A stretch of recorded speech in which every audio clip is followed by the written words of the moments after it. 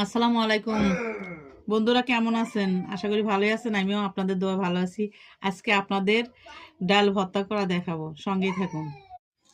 এই যে আজকে ডাল ভর্তা করব শুকনো মরিচ দিয়ে, দেখতে থাকেন।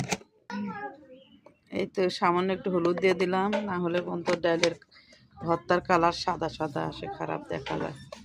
ওই জন্য হলুদ দিয়ে দিলাম, একটু তেল দিয়ে দিলাম, বল ফুটে যেন না পড়ে সেই জন্য। অল্প একটু লবণ দিয়ে দিলাম, সেটা তুলে দিলাম। এই তো ডাল ভর্তা হয়ে গেছে, ডাল সিদ্ধ করা। এখন তুলে দেব শুকনো মরিচ। এই তো মরিচ ভাজা হয়ে গেছে, এখন ভর্তা করে নিব। এই তো মরিচ, শুকনো মরিচ ডলে নিব। এই তো রসুন দিব,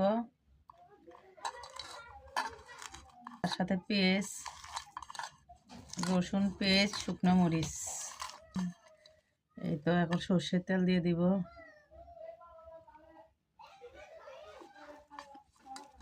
মরিচ ভাজা দিয়ে মরিচ ভর্তা দেখছেন কি রকম হয়েছে? মরিচ ভর্তা দিয়ে ভাত খেতে মন যাচ্ছে। এখন ডাল দিয়ে দিব এর ভেতরে।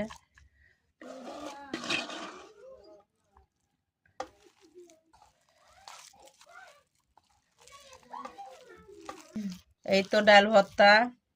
ডাল সিদ্ধ করে নেবেন যখন, তখন অবশ্যই হলুদ দেবেন, দিলে বন্ধু ডালের কালারটা সুন্দর আসে, ভর্তার কালারটা।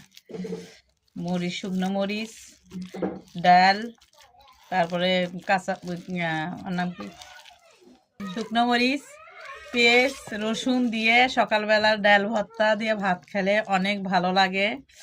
তো কে কে পছন্দ করেন অবশ্যই কমেন্ট করে জানাবেন। তো ভালো থাকবেন, দোয়া করবেন আমার জন্য। খোদা হাফেজ, আসসালামু আলাইকুম।